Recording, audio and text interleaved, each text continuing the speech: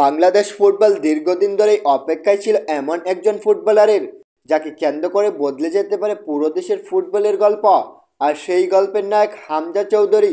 সম্প্রতি একটি আন্তর্জাতিক ম্যাচে যা ঘটল তা ইতিহাস হয়ে থাকবে বহুদিন। ম্যাচের 50 মিনিটে জামাল ভুঁইয়ার নিখুঁত পাস, আর তারপর যা করলেন হামজা, দক্ষিণ এশিয়ার ফুটবল ইতিহাসে কেউ কখনো করে দেখাতে পারেনি।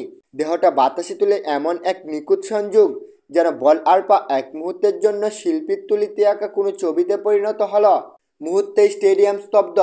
এটাই দক্ষিণ এশিয়ার কোনো ফুটবলারের করা সবচেয়ে নিখুঁত, সবচেয়ে দুর্দান্ত বাইসাইকেল কিকের গোল।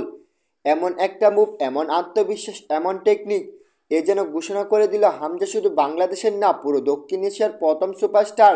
তার game sense, ball control, match reading, এসব এমন পর্যায়ে যা তাকে দক্ষিণ এশিয়ার অন্য সকল ফুটবলার থেকে আলাদা করে দিয়েছে।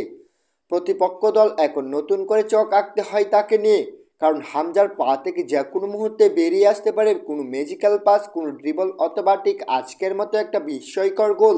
হামজা চৌধুরী বাংলাদেশকে নতুন করে ফুটবল বিশ্বের সামনে পরিচয় করিয়ে দিচ্ছেন।